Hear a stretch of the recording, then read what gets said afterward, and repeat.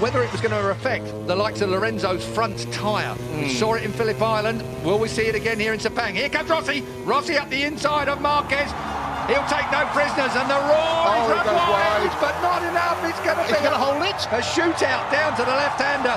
Rossi holds it, Marquez wants it. These two, no love lost anymore. It's a straight war between these two. I did not expect to see that. You see Marquez lose the rear there. Marquez lost the rear. He got on the gas and round it went. We've seen him down his elbow. He's got problems. You can't act that. He tore his elbow out in qualifying. If you saw that particular footage, it was unbelievable. He should have gone down. He didn't go down. And now Marquez is chasing Valentino Rossi. Rossi limits the damage that Lorenzo is inflicting at this point. In terms of the points, Rossi's wide. Rossi's wide, but he holds it. He does indeed. That's just, I think, where that M1 Yamaha lights it through there. Out wide now, down towards the apex.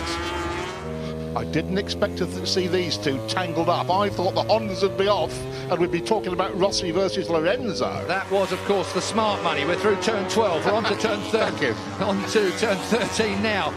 Lorenzo's closing in on Pedrosa. Pedrosa. I wonder where Danny sits in all of this. Danny would just like to win a couple more. Yeah, his first pole for some time, over a year for a moment. Let's look down on what's going on at the moment. Dovizioso still in 5th place. Crutchlow is still 6th. Bradley Smith up to 7th. That's a good ride from Bradley at the moment. His qualifying his qualifying went better than his free practice. Valentino out wide, and Marc Marquez gets underneath him. Now it's a straight shootout down towards turn 1. These two are absolutely at it, aren't they? Off track and on. Honda does not blast past. Oh, yes, it does. Does now. On the brakes. Marquez, did he make the apex? Barely. Just. And Valentino, there was a yard, and Valentino took it. We're going to see that all the way through. And, of course, what's going to happen while these two are playing like this? What? The front two are going to clear off. Are you accusing Marquez of playing with Valentino Rossi so Jorge Lorenzo could escape? It was the wrong words. I take it back. There's no playing going on here. They're both as serious as they can be. Here comes Marquez up the inside, and that blocks off Valentino again. This is an absolute war. We saw them come together at Argentina when front wheel touched back wheel. That really cost Marc Marquez. It slung him up the road massively. This time, look at that. No, that's tough. Very fair. No, it's fair. Of course. It's tough, but fair. Brilliant motorcycle racing. Two of the very best in the world. An icon, a legend. Two of the best up by a youngster. Two of the best we've ever seen in the world.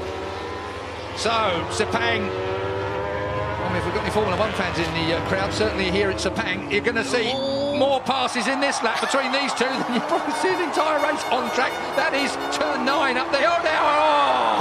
That through 10, rising up to 11. Quick nod to Marco Simoncelli here, and again Valentino Rossi. He lost the front, he lost the front, he looks to the right, he lost the front, and through comes Marquez again. These two are at it. This is war, Keith. One is 22, one is 36. It is an incredible fight between the Spaniard and the legendary Italian.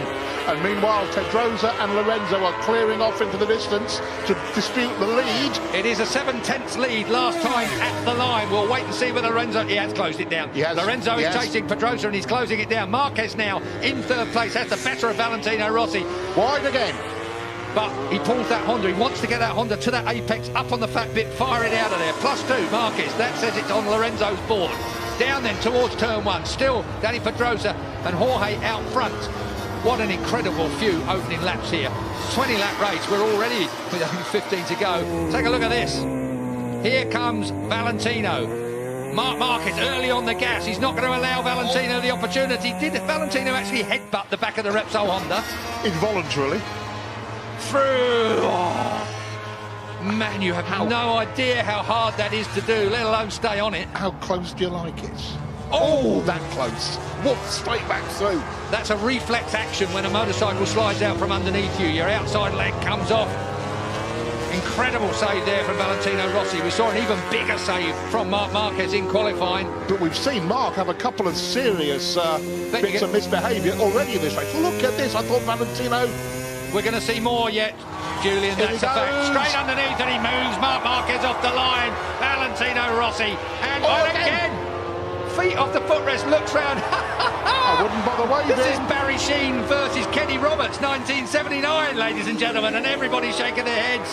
Out goes Valentino again. Marc Marquez, this is personal. This is a real personal fight. Valentino thinks he's been interfered with deliberately there. That's what that gesture was about. This is proper racing, if you ask me, Julian. I agree with you. I don't think it's got anything to do other than the fact there's two top men, egos and performances fighting around this Sepang racetrack. And all the time, Valentino's lead in the championship is being whittled away by Jorge Lorenzo out front. Underneath, that's two lines you can get through there quite neatly. It's when they touch, it's the problem.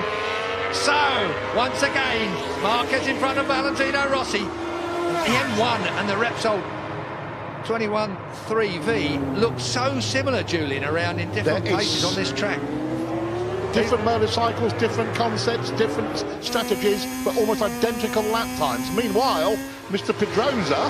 It was last time 6/10 at the last stop.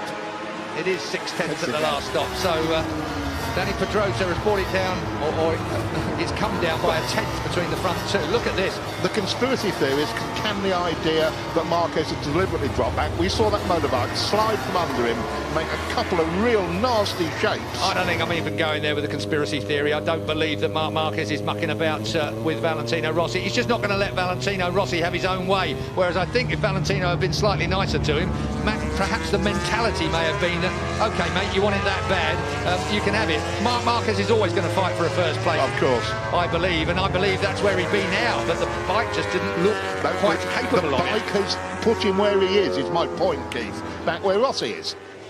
Rossi, though, has done everything he can, and he'll want to limit that damage. He needs that third place.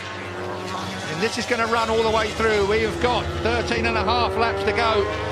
And looking back down, it's 2.7 seconds last time I looked from Lorenzo to Marquez in third place. And still 0.6 in the first two. Valentino. This will now tidy up a little bit as these two take stock of what's going on around them. Up out of turn 9, short shifting up into 10. Up through turn 10 they go. And as you look for 11, 65 mile an hour at turn 11, as a bit of curb comes Marquez's way and Valentino runs a little wide. Now that's turn 12. This is 140-odd mile an hour through there in third gear. It's a hell of a... Oh! And did Rossi stay on? He did, as we're at turn 13. Back to second gear now for the 55 mile an hour. Rossi runs him out. Rossi ran him out. There is going to be a race direction investigation over there. There is going to be Mike Webb at race direction. Is Valentino Rossi, the legend, going to get a penalty? He will get a penalty, I'm fairly sure of that. It almost looked like he looked up and nudged Marquez off the track. This is controversy that moves onto the track. We have had all the controversy off track and in the press conference. Now we have got real trouble coming away. Let's have a look at it. Marc Marquez gets underneath him here. He's hard on Valentino Rossi there. But as they look across, again... Give it a minute. Here we go. Marc Marquez shoves it up the inside. Valentino Rossi has to concede. It's fair from Marquez there. This is the point. Valentino looks at him and runs him out wide and then tangles up with him. I'm afraid, I'm very sorry, and I am a Valentino Rossi fan through and through, but that was not good riding. That was a personal swipe at the ex-world champion, the soon-to-be ex-world champion, and that is Marc Marquez coming down pit lane. Controversy here in Sepang. I can hear the stampede of Livio Supa's feet heading for Mike Webb's office. He left before Marc Marquez hit the floor. Mike Webb, race director, he's had difficult decisions to make all the way through here. HRC will be putting in a... There is Livio Supa, the man that's got this shaved head. He's not even following Marc into the seat, but I think everybody that saw that... Well, I want to see it again, but that really looked like Valentino Rossi to me. Ran Marc Marquez wide, he was looking at him, he knew he was there. It's to be reviewed after the race, I'm told. Well, obviously. Sherlock comes to mind there. He's looking at him, he runs him out wide, look. And then he gets tangled up with him. I don't think he intentionally tangled with him. That's a point worth making. I don't think Valentino Rossi intentionally tangled with him, but he did intentionally running out wide, which caught part of the Repsol